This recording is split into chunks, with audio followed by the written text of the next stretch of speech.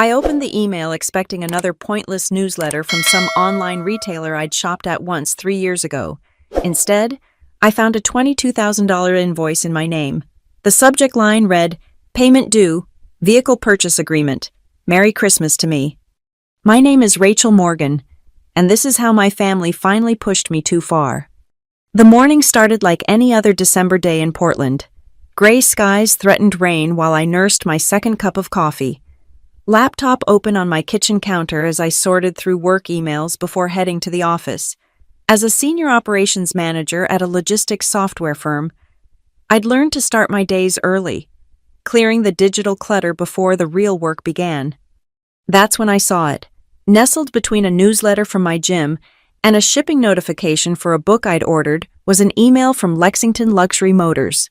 My cursor hovered over it for a moment. I didn't remember signing up for any dealership mailing lists. The PDF attachment loaded slowly, each line appearing like a punch to the gut. Invoice number 2024-12-11847. Customer name, Rachel Morgan. Vehicle, Lexus NX350H. Total amount due, $22,031. My coffee mug slipped from my hand, shattering on the tile floor. Hot liquid splashed across my bare feet, but I barely felt it. All I could see was my name, printed officially on a document for a car I'd never seen, never driven, never agreed to buy.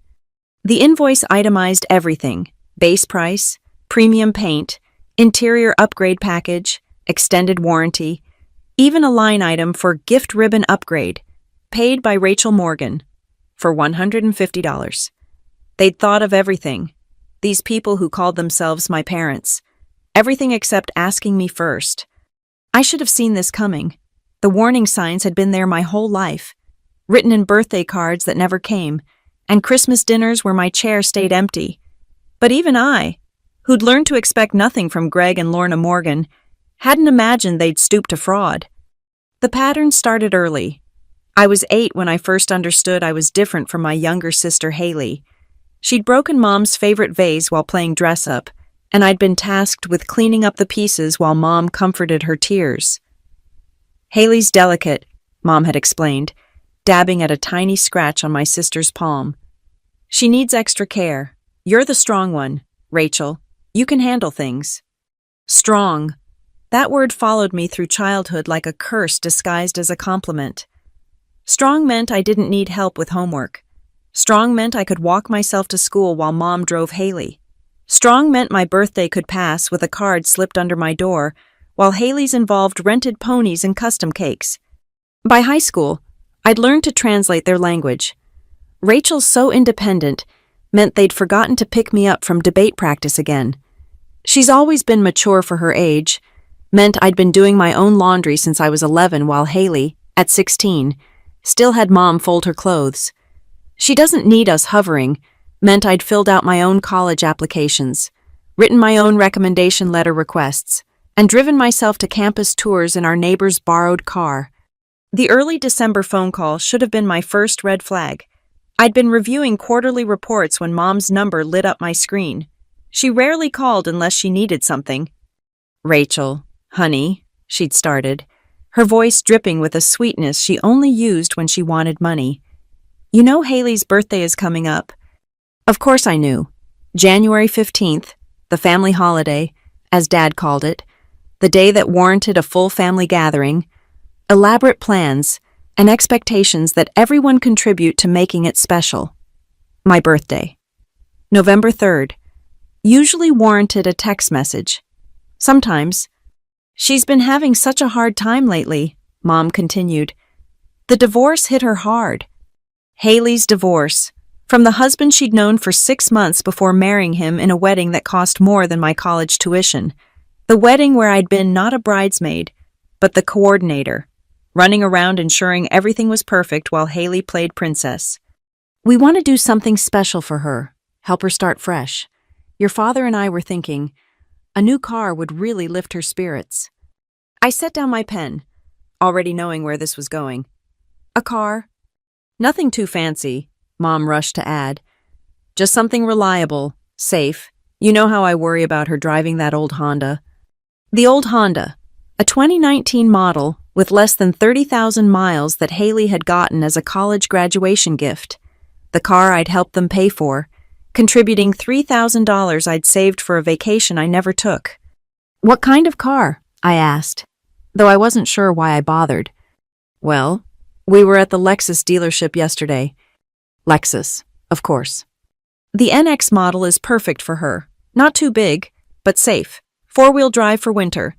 And the salesman said they have excellent safety ratings. How much? The pause told me everything.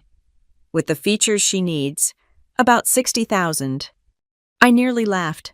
Needs, as if heated leather seats and a panoramic sunroof were necessities. We'd handle most of it, Mom added quickly, but we were hoping you could contribute, as a family gift, maybe $20,000? It would mean so much to her, coming from her big sister. $20,000, just a casual request, like asking to borrow a cup of sugar. I thought of my own car, a sensible Toyota Camry I'd bought used and paid off through careful budgeting. I thought of the vacation fund I'd finally started rebuilding, the house down payment I'd been saving toward. I can't do that, Mom. The silence stretched between us like a taut wire. You can't, or you won't. Her voice had lost its sweetness, replaced by something harder.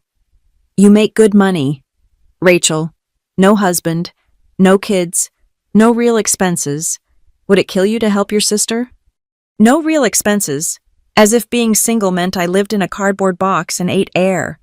As if my life, my goals, my dreams were somehow less valid because I'd chosen a different path than marriage and children. I have expenses, Mom, rent, savings, retirement planning. Retirement? She actually laughed. You're 34, not 64. Your sister needs help now. Real help. Not someday, maybe in 30 years help. The conversation deteriorated from there. Guilt trips about family loyalty, reminders of how blessed I was to have a good job, hints that Haley's depression, which seemed to conveniently flare up whenever she wanted something, would worsen without this gesture of support. I held firm. I'm not contributing $20,000 to a luxury car. If Haley needs transportation, there are plenty of reliable options for half that price. You've always been selfish, Mom spat before hanging up. I don't know where we went wrong with you. Selfish. The word echoed in my head for days afterward. Selfish for keeping the money I'd earned. Selfish for having boundaries. Selfish for not bankrolling my sister's lifestyle while my own dreams waited. I should have known they wouldn't let it go. The Morgan family didn't do boundaries. They did whatever it took to maintain the fiction that we were a perfect, happy family, with successful, well-adjusted children, even if that fiction required fraud. Now, staring at the invoice on my laptop screen, I understood the real reason for that phone call. It hadn't been a request. It had been a warning shot, a chance for me to comply voluntarily before they took matters into their own hands. My phone rang. Dad. I let it go to voicemail while I grabbed paper towels to clean up the coffee mess. The phone rang again. Mom this time, then Haley, then Dad again. A coordinated assault, probably planned over breakfast while they discussed their successful surprise. On the fourth call, I answered. Hi, Dad. Rachel! Merry almost Christmas! His voice boomed with false cheer. Did you get the email? You mean the invoice for a car I didn't buy? He laughed, actually laughed. Don't be dramatic.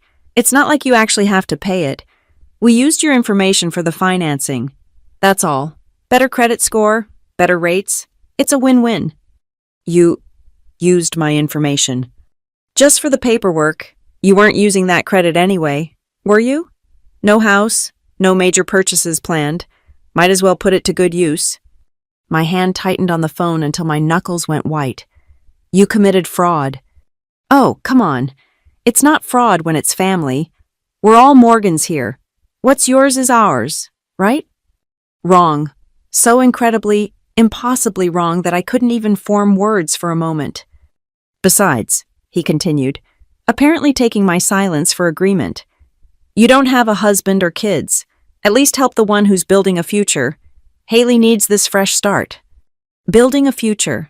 As if my life, my career, my carefully constructed independence meant nothing. As if being unmarried at 34 made me a failure, whose only value lay in what I could provide for others. Take my name off the paperwork, I said, surprised by how calm my voice sounded. Today? Can't do that, kiddo. Already signed and delivered. Haley picked it up yesterday. Looks beautiful in the driveway. By the way, celestial silver with the black leather interior. You have good taste. I hadn't picked the color. I hadn't picked anything, but my name was on every document. My credit on the line for a car I'd never drive. A gift I'd never agreed to give. I'm calling the dealership. On December 23rd? Dad chuckled. Good luck with that. Besides, they won't do anything. You co-signed. Your signature's right there on the forms. My signature, forged, no doubt, with the practiced ease of people who'd been signing my name since I was old enough to have homework they didn't want to deal with. This isn't over, I said. Of course not. We'll see you at Christmas dinner. Your mother's making her famous ham. Haley wants to thank you in person for the car. She cried when she saw it, happy tears. You did a good thing, Rachel, even if you're too stubborn to admit it. The line went dead. I stood in my kitchen, barefoot in cold coffee, staring at my phone. They expected me to come to Christmas dinner, to sit at their table and accept Haley's tearful thanks for a gift I'd been forced to give, to smile and play happy family while they celebrated their successful heist. My laptop screen had gone dark, but I touched the trackpad to wake it. The invoice reappeared, each line item a fresh insult.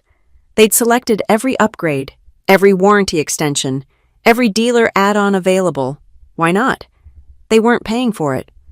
I forwarded the email to my personal account, then took screenshots of every page. Evidence. The word felt strange in my mind. But that's what this was now. Evidence of a crime committed by the people who were supposed to protect me. The coffee on the floor had spread under the refrigerator. I got on my hands and knees to clean it properly. The familiar motion somehow soothing. This was a problem I could solve. A mess I could fix. My phone buzzed with texts. Mom, your father says you're upset. Don't be like this. It's Christmas. Haley, thank you, thank you, thank you. You're the best sister ever. Can't wait to hug you at dinner. Mom again. We need your insurance information for the car. Please respond. I turned the phone face down and kept cleaning. The tile floor was old, original to the 1940s apartment building, with tiny cracks that caught everything. I'd learned to love those imperfections, the evidence of age and endurance. Things could be cracked and still functional, scarred and still beautiful, damaged and still whole. By the time the floor was clean, I'd made my decision. They'd pushed too far this time, crossed a line that couldn't be uncrossed. They'd committed fraud in my name, stolen my identity as casually as they'd stolen my childhood, and expected me to thank them for the privilege. I opened my laptop again and began typing. First, an email to the fraud department at Lexington Luxury Motors, then a message to my bank, flagging the potential identity theft, then a search for lawyers specializing in family fraud cases. They wanted my signature on that car? They were about to get it, along with a lawsuit that would make their heads spin. But first, I had a Christmas dinner to skip and evidence to gather. Because if I'd learned anything from growing up in the Morgan household, it was this. Family meant whatever was convenient for them in the moment. Love was conditional, based on compliance. And strength? Real strength meant knowing when to stop carrying everyone else's weight and start protecting yourself. I made myself a fresh cup of coffee and settled in at my laptop. I had work to do.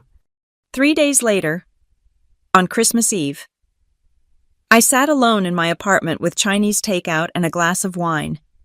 My phone, mercifully silent after I'd blocked every Morgan family number, sat dark on the coffee table. Outside, Portland was unusually quiet, the normal city sounds muffled by a rare December snow.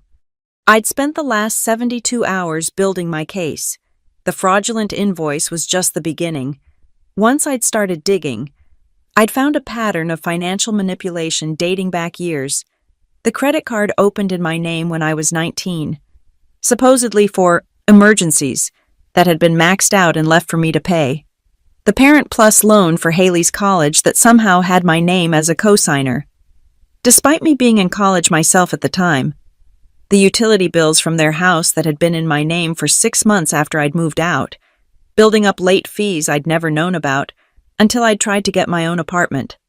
Each discovery felt like peeling back layers of an onion, revealing rot at the center. How had I not seen it? How had I explained away so many red flags as just family being family? My laptop chimed with a notification. Against my better judgment, I opened Instagram. The first post in my feed made my stomach turn.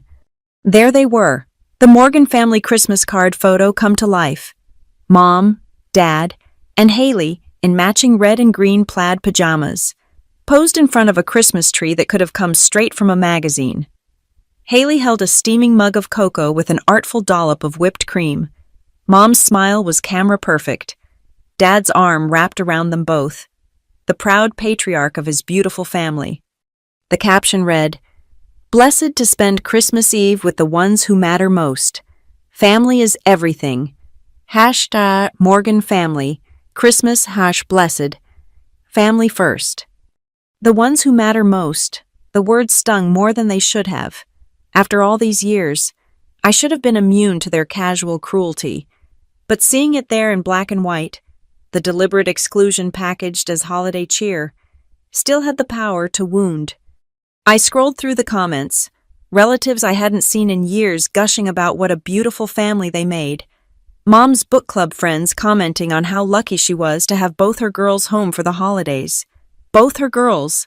The lie came so easily to them. Then I saw it.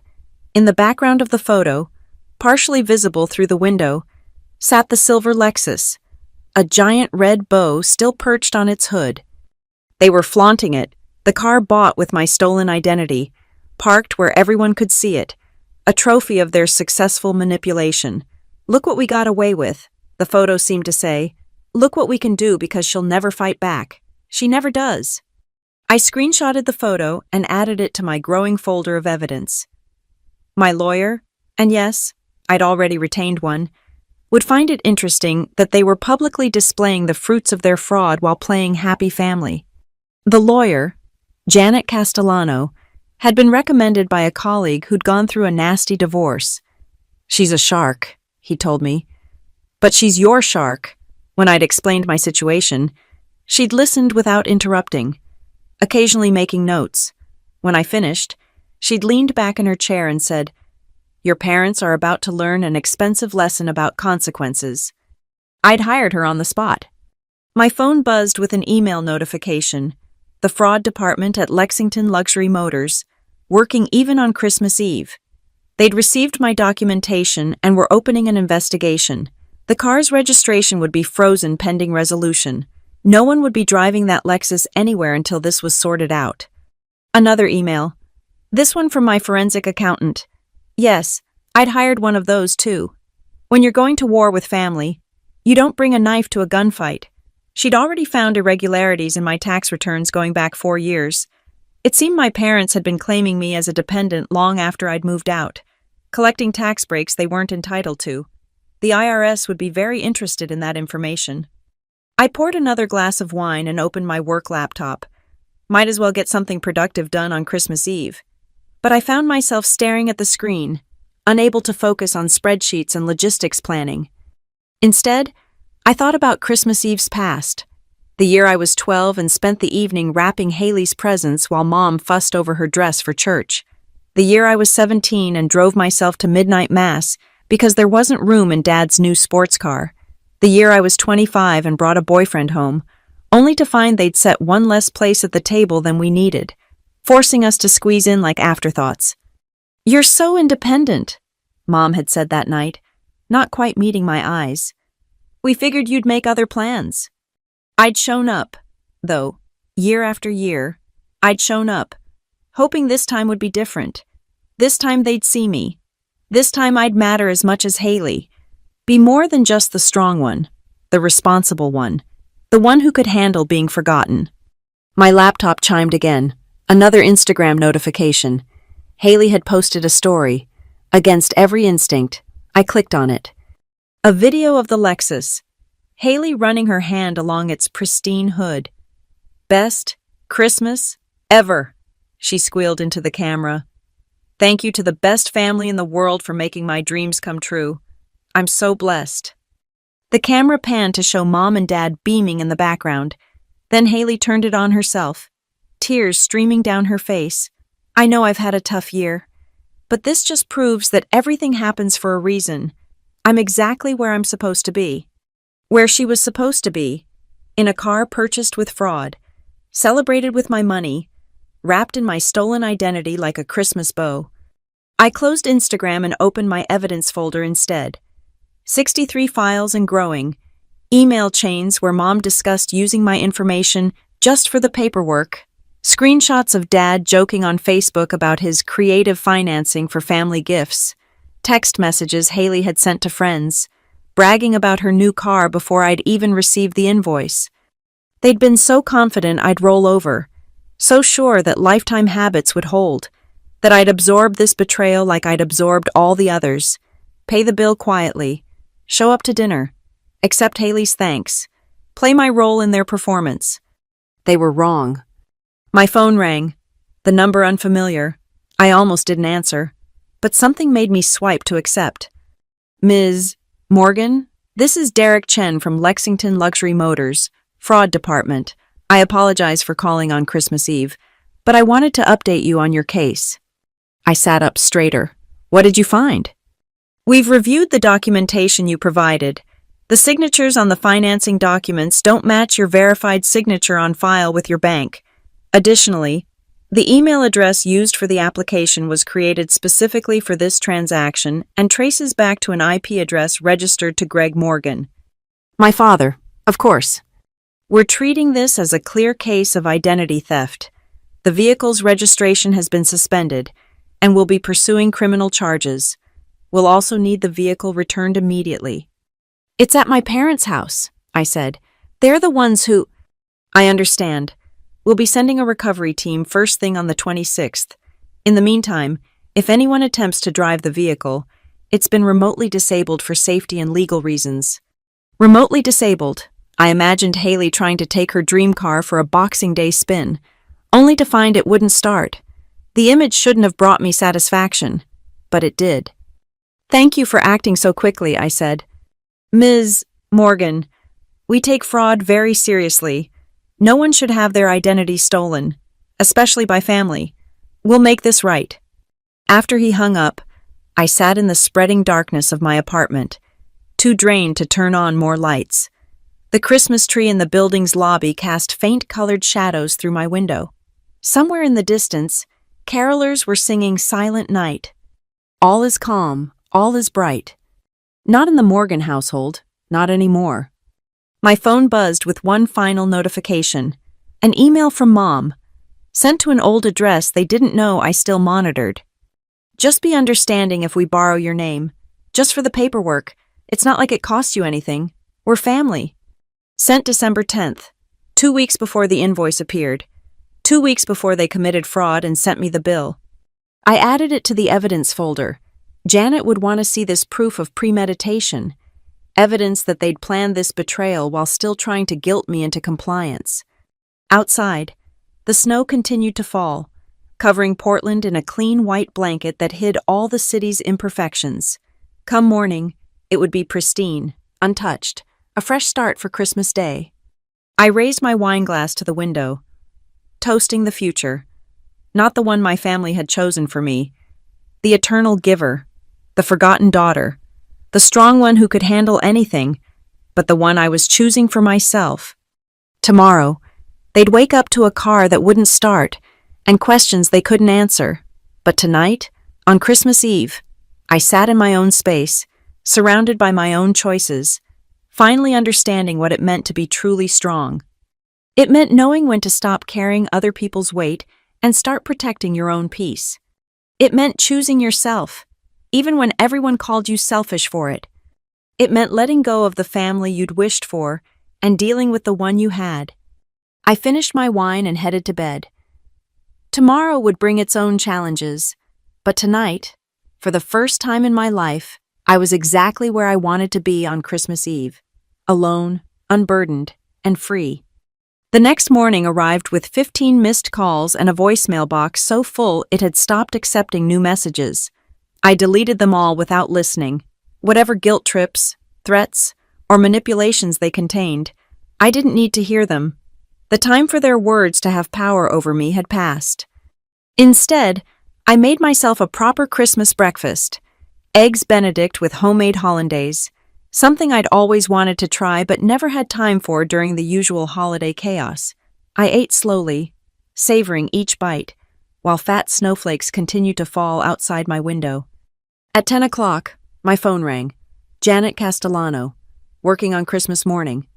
"Merry Christmas. Rachel, I hope I'm not interrupting your holiday." "Just finishing breakfast. What's going on?" "I've been reviewing the additional documents you sent.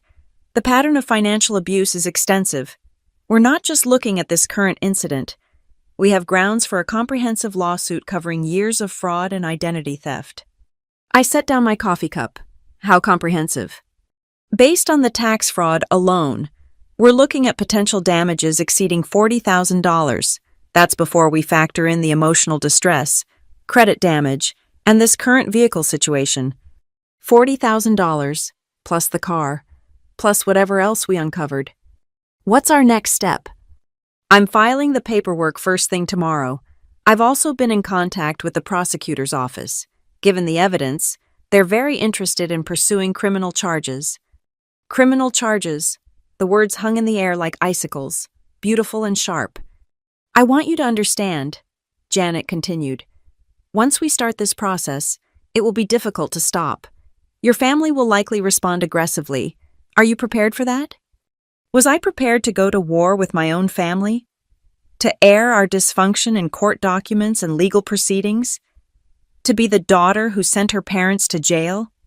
I thought of the invoice with my name on it, the Christmas photos without me in them, the years of being strong so Haley could be weak, responsible so she could be reckless, forgotten so she could be centered. "I'm prepared." "Good. Then enjoy your Christmas. Rachel, you've given yourself the gift of justice. Not many people have that courage." After she hung up, I sat in the quiet of my apartment, processing what I'd set in motion. Somewhere across town, my family was probably discovering their disabled Lexus, realizing their scheme had failed. I wondered if they'd connected the dots yet, understood that their compliant daughter had finally found her spine. My phone buzzed with a text from an unknown number. I almost ignored it, then recognized the area code. Haley's friend Melissa.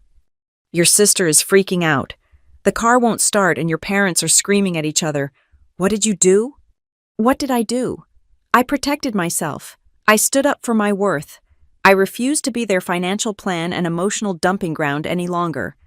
I didn't respond. By noon, the texts were coming fast and furious from various numbers. Friends of the family, distant relatives, anyone they could convince to plead their case. "Your mother is devastated. How could you do this at Christmas?" "Haley just wanted a fresh start. Why are you being so cruel?" Family forgives each other. Don't let pride destroy your relationships. I blocked each number as it appeared. Let them think me cruel. Let them paint me as the villain in their story. I knew the truth, and soon, so would a judge. The afternoon passed peacefully. I watched old movies, did a face mask, organized my closet, all the self-care activities I usually put off in favor of managing other people's needs. It was amazing how much time you had when you weren't constantly putting out someone else's fires. Around 4 o'clock, there was a knock at my door. I checked the peephole. My building's security guard. "Ms. Morgan? Sorry to bother you on Christmas, but there's been some folks trying to get in. Say they're your family, but they're not on your approved visitor list, and they seemed agitated. We sent them away. But I wanted you to know. They'd come here, on Christmas Day. They'd tried to force a confrontation at my home, my safe space. Thank you. Marcus, they're not welcome. If they come back, please call the police." "Will do, ma'am. You have a good holiday now." I deadbolted the door behind him and pulled the curtains closed. Let them rage in the snow outside. Let them discover what it felt like to be locked out, unwelcome, excluded from the warmth within. My laptop chimed with an email. The forensic accountant, also working on Christmas. Her findings were worse than we'd thought. Not only had my parents claimed me as a dependent for tax benefits, but they'd also been routing things through my social security number for years. Haley's college apartment lease, in my name. A credit card they'd maxed out and abandoned, in my name. Even a cell phone plan with thousands in international charges, all tied to my identity. The total damages were climbing towards 6 figures. I poured myself a glass of the good wine I'd been saving and settled in to read the full report. Each revelation was another brick in the wall I was building between us. They hadn't just used me. They'd systematically stolen from me for over a decade, confident I'd never notice or never care enough to act. They were about to learn how wrong they'd been. As evening fell, I prepared my own Christmas dinner. Nothing fancy. Roasted chicken with vegetables, a nice salad, fresh bread from the bakery down the street. I set the table properly, with real plates and cloth napkins, treating myself to the kind of meal I deserved. While I ate, I thought about future Christmases, ones where I wouldn't check my phone anxiously, wondering if this year I'd be invited, ones where I could make my own traditions without the weight of their expectations and manipulations, ones where I was surrounded by people who actually wanted me there. After dinner, I turned on my phone to check for important messages from friends. Instead, I found one last voicemail from a number I hadn't blocked yet. My Aunt Patricia, my mother's sister. Rachel, sweetheart, I just heard what's happening. Your mother called me crying about some misunderstanding with a car. I don't know the details, but I want you to know. I remember how they treated you growing up. I remember the Christmas you spent at my house because they forgot to tell you they'd changed dinner plans. I remember a lot of things. If you need a witness for anything, you call me. It's time someone stood up to them. Merry Christmas, honey. I saved that message, in a day full of small victories. Aunt Patricia's support felt like the greatest gift of all. I wasn't crazy. I wasn't selfish. Someone else had seen it too. Had watched the pattern of neglect and exploitation and stayed silent until now. By 10 o'clock, I was in bed with a book, my phone on silent, my doors locked against any more unwanted visitors. Tomorrow would bring lawyers and paperwork and the inevitable escalation of family warfare. But tonight, on my first Christmas truly alone, I felt more at peace than I had in years. No more being the strong one so others could be weak. No more sacrificing my dreams to fund someone else's. No more accepting crumbs and calling it love. I turned off the light and settled into my pillow. Snow still falling softly outside my window. Somewhere in Portland, a silver Lexus sat dead in a driveway, as useless as the promises my family had made. Somewhere, my parents were scheming their next move, planning how to guilt or manipulate or force me back into compliance. Let them plan. I had lawyers now, and evidence, and something more valuable than any luxury car, the knowledge of my own worth. For the first time in my life, I'd given myself the only Christmas gift that truly mattered: freedom. The day after Christmas brought the storm I'd been expecting. By 7 in the morning, my phone was ringing off the hook with numbers I didn't recognize. I let them all go to voicemail, focusing instead on my morning routine: coffee, shower, breakfast, normal activities that grounded me while my family's world imploded. At 8:30, I called Janet. "They're escalating," I told her. "Multiple attempts to contact me through third parties. They showed up at my apartment building yesterday. Document everything. Save all voicemails. Screenshot all texts. This harassment will only strengthen our case." "There's something else," I said. "My aunt called. She's willing to testify about the pattern of behavior." "Excellent. Family witnesses are gold in these cases. They can't claim it's just your perception when others have seen it too." After we hung up, I dressed carefully. Professional blazer, nice jeans, boots that could handle the snow. I wasn't going to work, but I wanted to feel put together, armored against whatever the day might bring. My first stop was the bank. I needed to ensure my accounts were secure, that no other financial surprises were waiting. The personal banker, a young woman named Sarah, pulled up my full history. "I see you've already placed a fraud alert on your credit," she said. That was smart, but looking at your history, there have been several inquiries over the years that might be worth investigating. She printed out 10 pages of credit applications, attempted account access, and mysterious inquiries. My parents had been busier than I'd known. "Can you trace where these came from?" I asked. "With a proper investigation, yes. You'd need to file a police report." A police report. Another step toward making this official, permanent, irreversible. "I'll do that today." My next stop was the police station. The officer who took my report, Detective Marcia Williams, listened with growing disbelief as I laid out the evidence. "Your own parents did this?" She shook her head. "I've seen a lot in 20 years, but family identity theft still gets me. It's such a betrayal of trust." "They thought I'd never report it," I said. "Who calls the cops on their own family?" "Someone who's had enough," Detective Williams replied. "Someone who knows they deserve better. You're doing the right thing, Ms. Morgan." She gave me a case number and promised to follow up with the dealership. The criminal investigation was officially underway. I was walking back to my car when my phone buzzed with a text from an unknown number. This time, I recognized the writing style immediately. "Haley, borrowing someone else's phone. You've ruined everything. The dealership took the car. They're threatening Mom and Dad with jail. How could you? I'm your sister. That car was my fresh start after everything I've been through. You're rich. You could have just paid for it. But no, you had to be selfish like always. I hate you." I screenshotted the message and forwarded it to Janet. Then I blocked that number too. Rich, selfish, like always, even now, even caught in their crime. They painted me as the villain.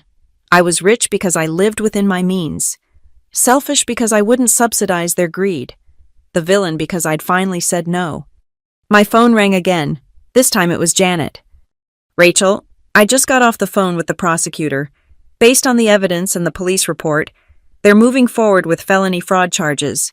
Your parents will likely be arrested within the week." Arrested. My parents. In handcuffs.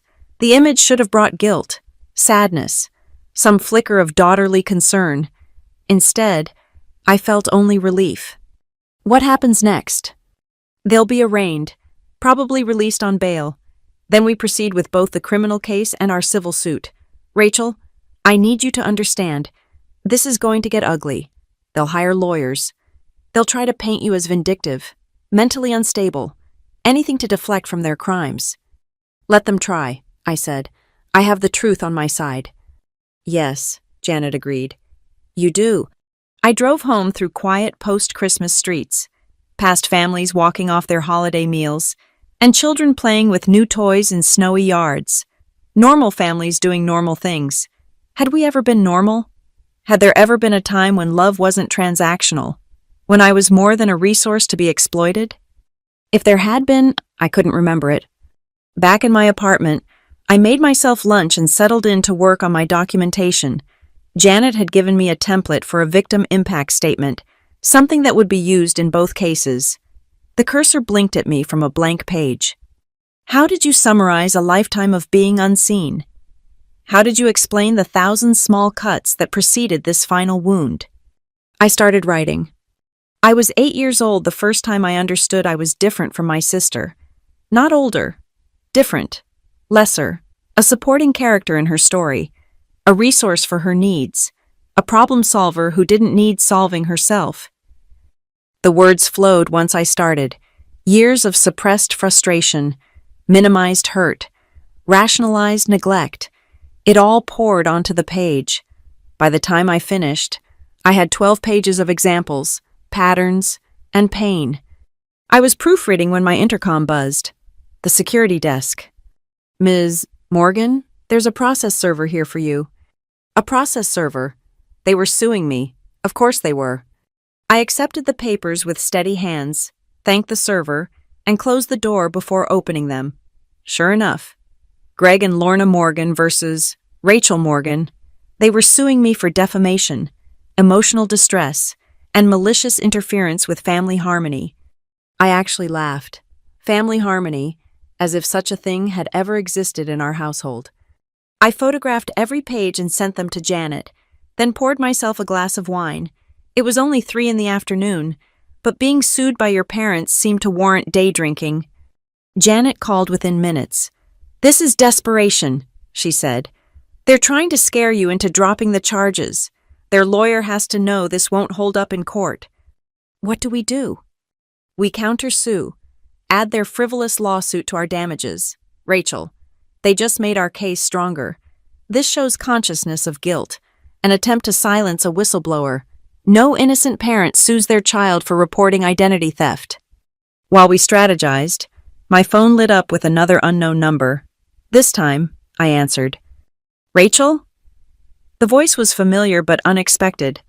Tom Jeffries, my parents' next-door neighbor. "I'm sorry to bother you, but there's been some drama at your folks' place. Police were here this morning with a tow truck, took that new Lexus. Your parents were screaming in the driveway, making a real scene." "I'm sorry you had to witness that," I said carefully. "Don't be. We've been neighbors for 15 years. I've seen how they treat you versus your sister. About time someone called them on their behavior. If you need any kind of statement for whatever this is about, you let me know." Another witness, another crack in their perfect family facade. "Thank you. Tom, I might take you up on that." After he hung up, I sat in the fading afternoon light, processing how quickly their world was unraveling. The car gone. Criminal charges pending. Neighbors offering to testify against them. All because they'd finally pushed too far. Taken too much. Assumed my compliance was infinite. My laptop chimed with an email from the forensic accountant. She'd found more. A home equity loan taken out 5 years ago with my forged signature as co-signer. They'd used the money to renovate their kitchen and take a European vacation. Meanwhile, I'd been eating ramen and working overtime to build my savings. The theft wasn't just recent. It was systematic, long-term, deliberate. They'd been stealing from me since I was barely an adult, confident I'd never check, never question, never fight back. The total damages were now approaching $200,000. I closed my laptop and walked to my window, watching the sun set over Portland's skyline.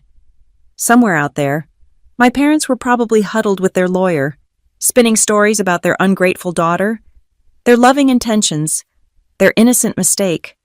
Somewhere, Haley was crying about her lost car, her ruined fresh start, her mean sister who wouldn't just give her what she wanted.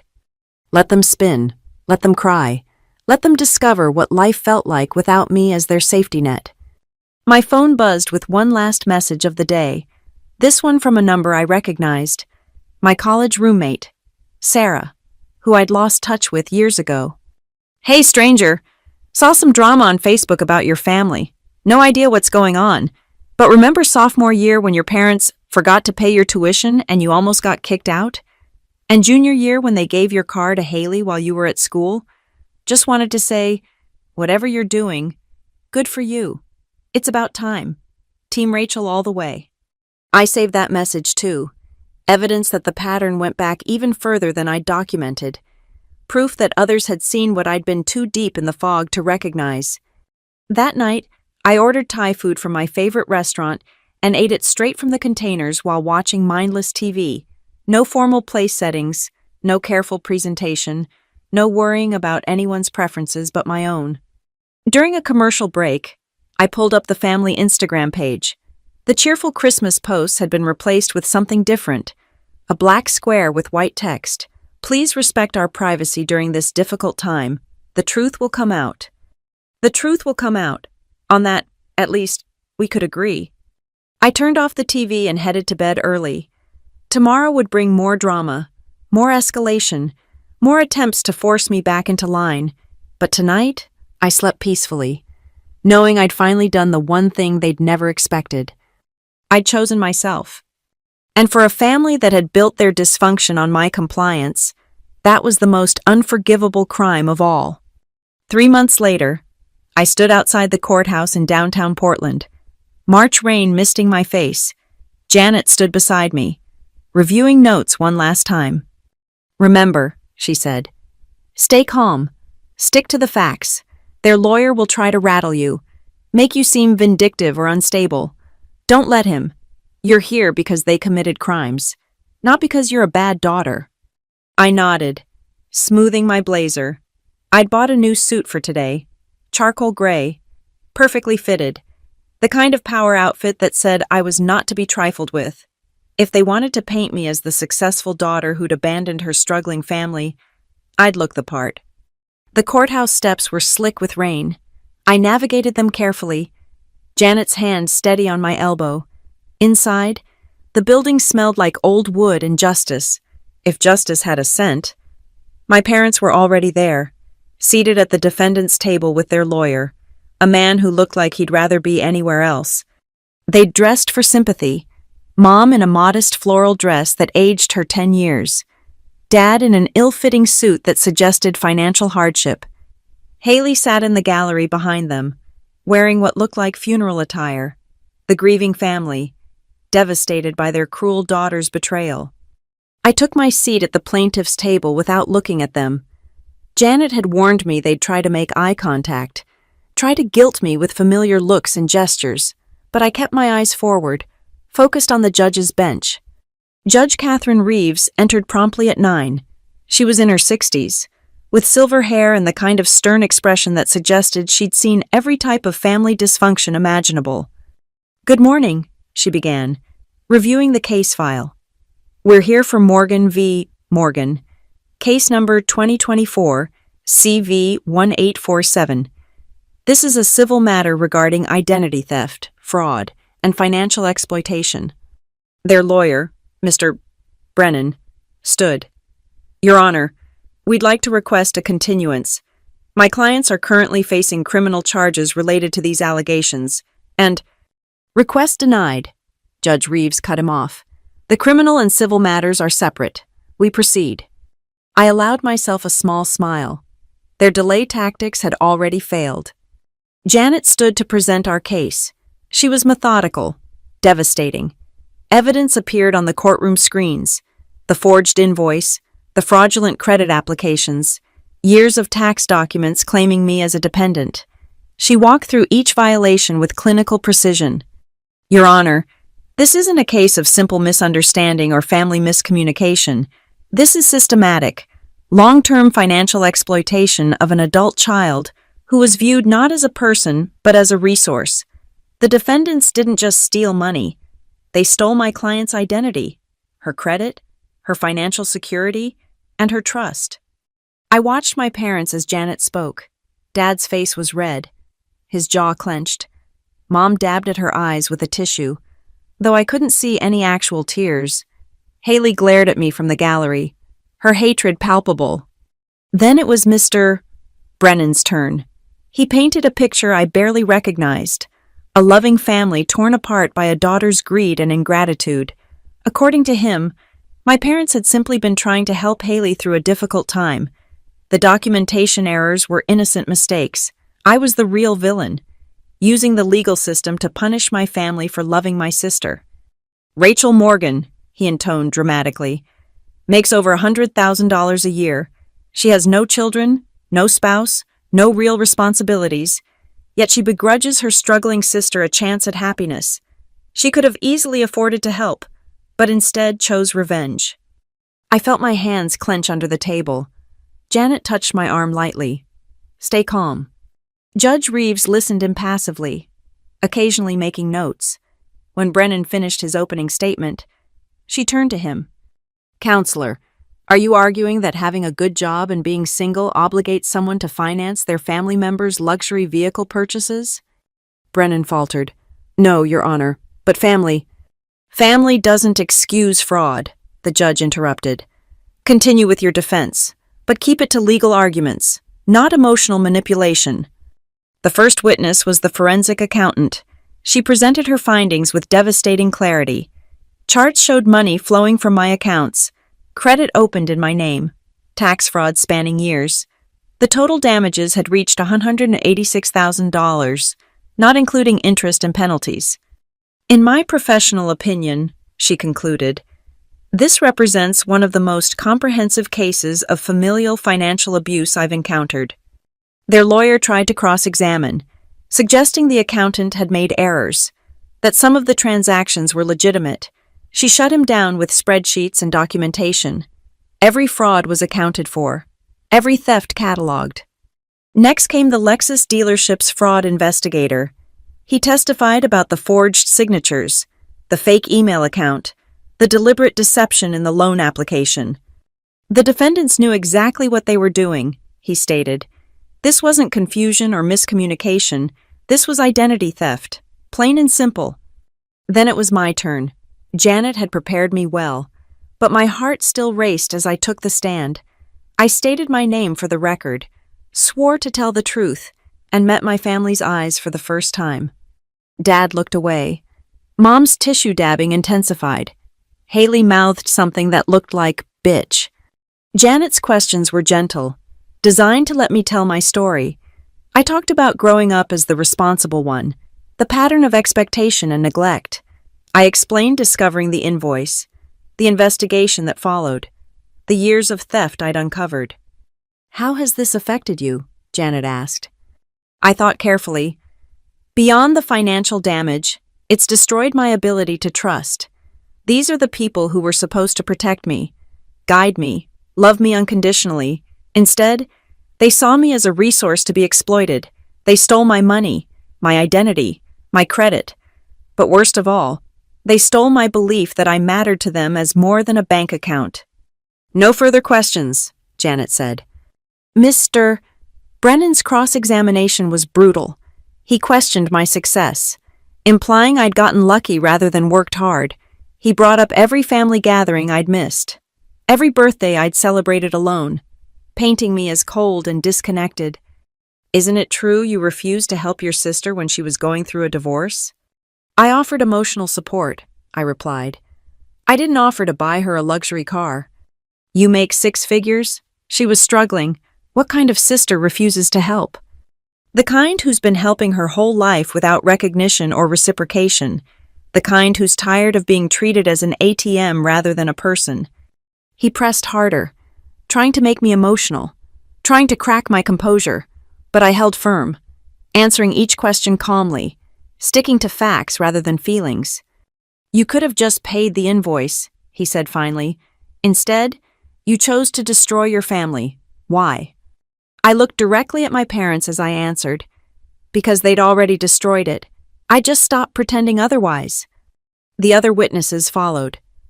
Aunt Patricia testified about the pattern of favoritism and neglect she'd observed.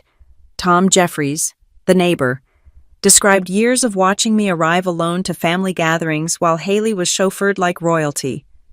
Even Sarah, my college roommate, appeared via video link to testify about the financial exploitation she'd witnessed during our school years. Each testimony added another layer to the truth. This wasn't an isolated incident, but a lifetime pattern of abuse. Then came the defendant's turn. Mom took the stand first. The picture of wounded motherhood. She cried through her entire testimony, claiming I'd misunderstood their intentions, that everything they'd done was out of love. We just wanted Haley to be happy, she sobbed. Rachel was always so strong, so independent. We didn't think she'd mind helping her sister. Judge Reeves interrupted. Mrs. Morgan, did you or did you not sign your daughter's name on loan documents? Mom's tears stopped abruptly. It was just paperwork. Answer the question. Did you forge your daughter's signature? A long pause. Yes, but... No buts. Continue. Dad's testimony was worse. He oscillated between anger and self-pity, claiming I owed them for raising me, that family meant sacrifice, that I was selfish for having boundaries. She has everything, he declared. Money, success, freedom. All we asked was for her to share with her sister. You didn't ask, Judge Reeves corrected. You stole. There's a significant difference. Haley was the final witness. She'd clearly been coached to appear sympathetic, but her entitlement shone through. She talked about her difficult divorce, her depression, her need for a fresh start. When asked about the car, she insisted she'd believed it was a gift, that she had no idea about the fraud. Rachel's always been jealous of me, she said, fake tears streaming. She couldn't stand that I was getting something nice for once. Janet's cross-examination was surgical. Ms. Morgan, did you post on social media about your new car before your sister received the invoice? Haley shifted uncomfortably. Maybe. Janet produced the screenshots, post after post, Haley bragging about her family's creative financing, thanking her parents for making it happen, telling friends the car was handled before I'd even known about it. So you knew about the fraud before the invoice was sent? I didn't think of it as fraud. What did you think of it as? Haley's mask finally slipped. Rachel owed us. She got everything. The good job, the freedom, the life she wanted. The least she could do was help me get mine. There it was. The family philosophy laid bare. I owed them for my success. I owed them for my independence. I owed them for building a life they couldn't control. Judge Reeves had heard enough. After a brief recess, she returned with her verdict. This case is one of the most egregious examples of familial financial abuse I've encountered in 20 years on the bench. The defendants didn't just steal from their daughter. They did so with premeditation, entitlement, and a complete lack of remorse. She continued, her voice growing harder. Parents are supposed to protect their children, not exploit them. They're supposed to celebrate their success, not steal it. The defendants have shown a pattern of theft, fraud, and manipulation spanning over a decade. The damages were itemized: $186,000 in direct theft, $50,000 in punitive damages, $15,000 in legal fees, credit repair costs, therapy costs. The total made my mother gasp. Furthermore, Judge Reeves continued, I'm recommending the criminal court consider the maximum penalties in their case. This behavior cannot be excused as family drama. It's criminal, it's cruel, and it stops now. She looked directly at me.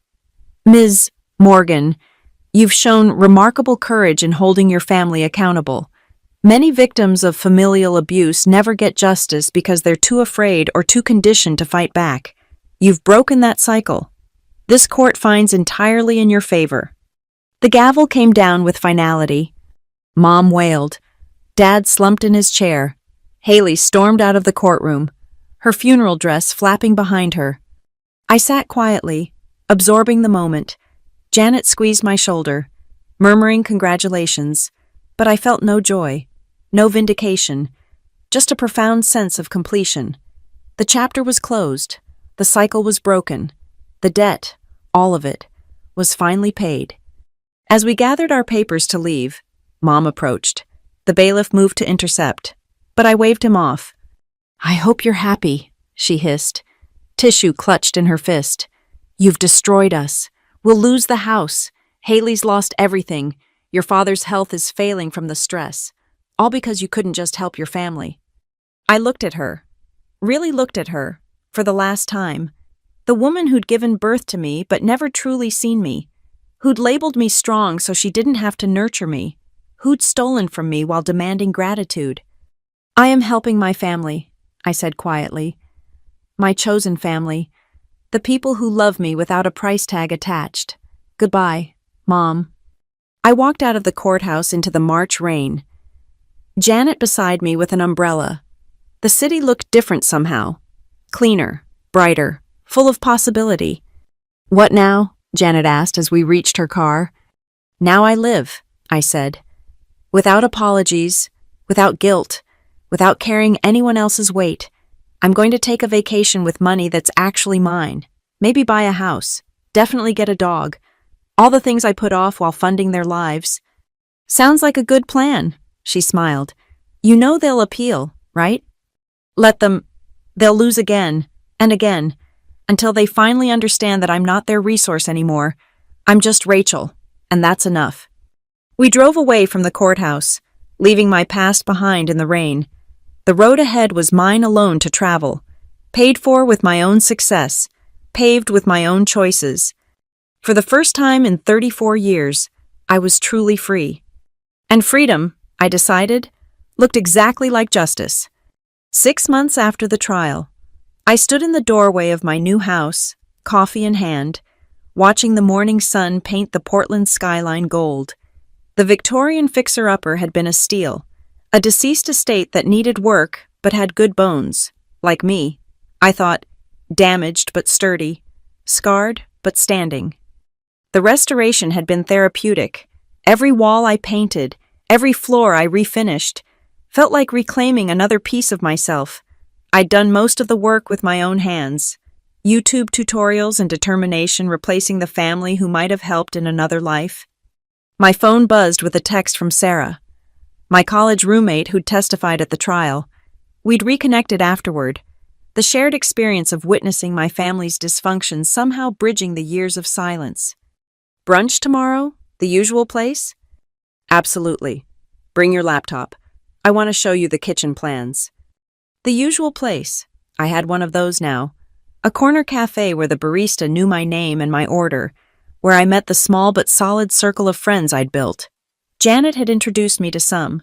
Others I'd met through the house renovation, at work, in the neighborhood. People who showed up because they wanted to, not because they needed something. Footsteps on my porch interrupted my morning peace. Through the window, I saw the mail carrier approaching with a certified letter. My stomach clenched. Official mail still triggered anxiety, even months after the legal battles ended. But this wasn't from my family or their lawyers. The return address was the prosecutor's office. I signed for it and opened it on the porch, needing the fresh air while I read.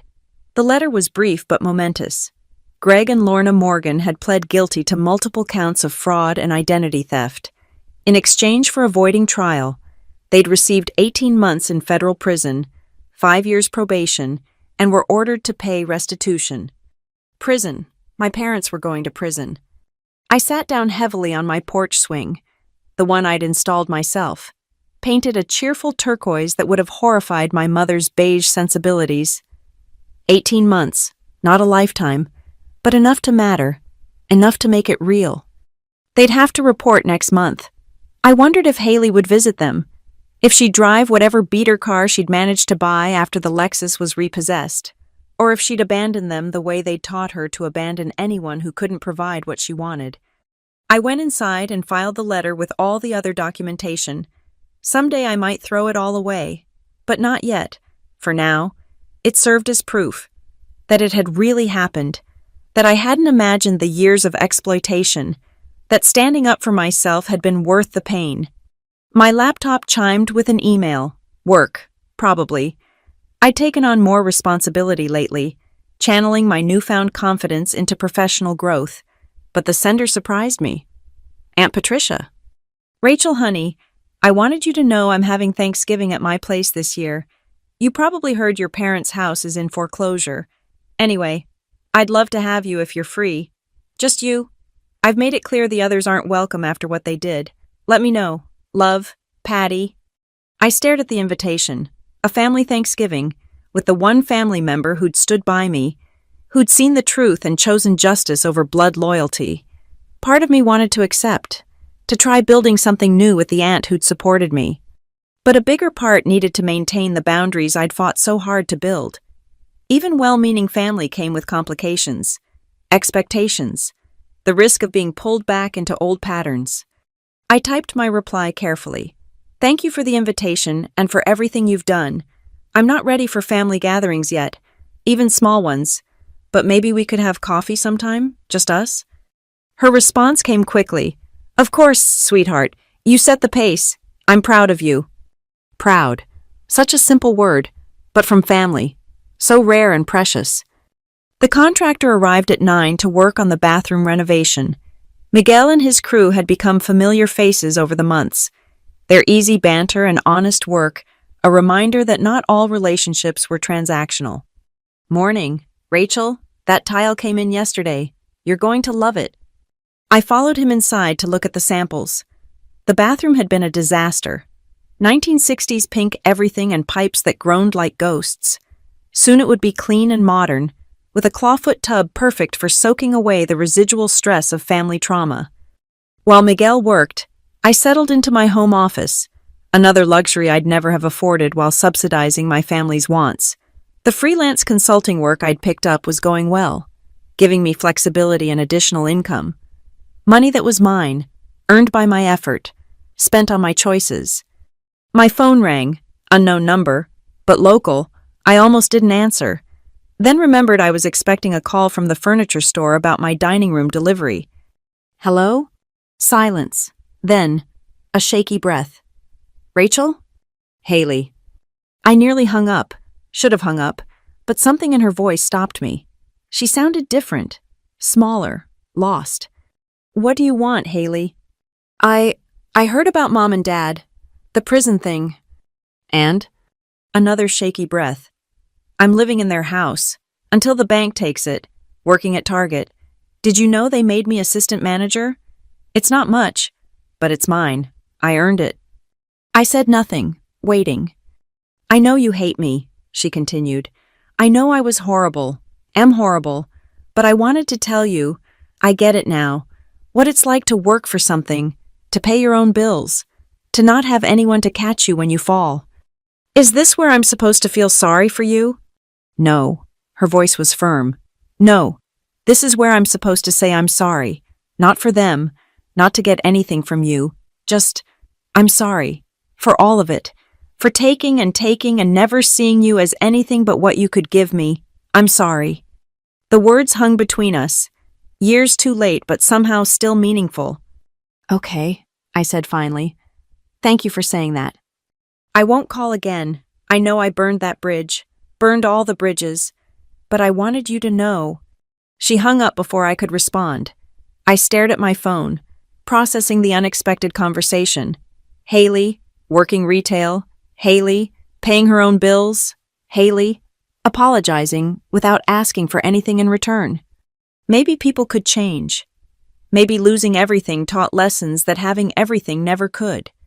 Or maybe it was manipulation, another family attempt to worm back into my life and wallet. I'd learned to be suspicious of Morgan family apologies. Either way, it didn't matter. Her journey was hers to make, just as mine was mine. I wished her well, distantly, the way you might wish wellness to a stranger who'd once hurt you. But I wouldn't be part of her redemption story. I'd played supporting character in the Morgan family drama long enough. Miguel called from the bathroom. Hey, Rachel, you need to see this. I found him staring at the wall where they'd removed the old medicine cabinet. Inside the gap, wrapped in plastic, was a roll of papers. Is that? I carefully extracted the bundle. Old documents, yellowed with age. As I unrolled them, my breath caught. Savings bonds, in my name, dated from my childhood. Gifts from grandparents I barely remembered. How much? Miguel asked, peering over my shoulder.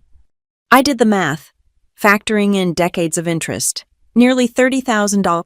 I think my grandmother was trying to provide for me, I said slowly. But these were supposed to be given to me when I turned 18. Instead, they'd been hidden, another theft, another betrayal, but also another gift from the universe, appearing exactly when I'd made space for it by clearing out the old. That's some good karma, Miguel said. What are you going to do with it? I thought about it as I carefully placed the bonds in my safe. What did you do with unexpected money that should have been yours all along? Money hidden by people who'd taken so much. I'm going to take a trip, I decided. Somewhere far away, somewhere I've never been. First-class tickets and a nice hotel. Things I would have called wasteful when I was saving every penny for family emergencies that were never actually emergencies. Good for you. Where? I don't know yet. Somewhere without guilt trips. He laughed and went back to work. I returned to my office but couldn't focus. Instead, I found myself browsing travel sites. New Zealand, Japan, Iceland. Places that had seemed impossible when my money wasn't really mine. My phone buzzed with another text. Sarah again. Weird question. But do you want a dog? My neighbor's lab had puppies. They're adorable chaos monsters. A dog? I'd always wanted one, but there'd always been reasons not to. Too expensive. Too much responsibility. What if my family needed me to travel for some emergency? But those weren't my reasons anymore. They were their reasons, imposed on my life like everything else. Send pictures, I typed back. Adorable chaos sounds perfect. The photos arrived moments later, 8 weeks old, golden fur and oversized paws, tumbling over each other in puppy mayhem. One sat apart from the others, calmer, watching the chaos with intelligent eyes. "That one," I sent back. "The observer." "He's yours. Can you pick him up this weekend?" A dog. My dog. In my house. Another step toward the life I'd denied myself for so long. The sun was fully up now, warming my office through windows I'd reglazed myself. Outside, my neighbor Mrs. Chen was tending her garden, occasionally glancing at my sadly neglected yard. She'd offered to help me plan landscaping, another kindness from someone who owed me nothing but offered anyway. I thought about the family who'd raised me to believe I was only valuable when useful. The parents now facing prison for their crimes. The sister learning too late what it meant to stand on her own feet. They seemed very far away, like characters from a book I'd once read but couldn't quite remember. My life was full now, but differently. Full of work I'd chosen, friends who reciprocated, projects that fed my soul instead of draining it, full of possibility that came from finally understanding my worth wasn't measured in what I could provide others. The dining room furniture would arrive tomorrow. I'd host my first dinner party next week. Nothing fancy, just friends and good food and conversation that didn't revolve around what anyone needed from me. Sarah would bring her partner. Janet had promised to come if she was free. Miguel and his wife had already accepted. My family, not the one I'd been born into, but the one I'd built, chosen with intention, maintained with mutual respect, free from the transactions that had defined my first 3 decades. I opened a new browser tab and searched for flights to New Zealand. December would be summer there, warm and bright while Portland shivered through winter. I'd be gone for Christmas, deliberately absent from a holiday that had never included me anyway. This time, though, I wouldn't be alone with Chinese takeout and wine. I'd be hiking mountains I'd only seen in photos, tasting wines in sun-drenched vineyards, proving to myself that the world was vast and welcoming and full of places where nobody knew my maiden name. The booking was simple. First-class tickets, like I'd promised myself, a boutique hotel with mountain views, tours and tastings and adventures I'd have called frivolous once, not anymore. I confirmed the purchase and felt something lift from my shoulders. Another chain broken, another weight set down. My phone rang one more time. "Janet?" "Good morning. Just wanted to check in. How are you doing with the news about your parents?" "I'm okay," I said, realizing it was true. "Better than okay. Actually, I'm planning a trip to New Zealand." "That's wonderful. You deserve it, all of it. The trip, the house, the peace. You fought hard for this life." It still feels strange sometimes, like I'm going to wake up and find out I dreamed it all. "That's normal. You're grieving too. You know, not the family you had, but the one you should have had. Be gentle with yourself." We chatted a few more minutes about lighter things. Her daughter's college plans, the new restaurant downtown we'd been meaning to try. Normal conversation between friends, uncomplicated by hidden agendas or unspoken debts. After we hung up, I made another cup of coffee and carried it to the porch swing. Mrs. Chen waved from her garden, and I waved back. Somewhere across town, my parents were preparing for federal prison. Somewhere, Haley was learning to survive without a safety net that had been woven from my stolen dreams. But here, in the house I'd bought with my own money, in the life I'd built from the ashes of family dysfunction, I was finally home. Not the strong one, or the responsible one, or the one who could handle it, just Rachel, drinking coffee on her own porch, planning trips to distant countries, making space in her life for a golden retriever puppy. It was enough, more than enough. It was everything.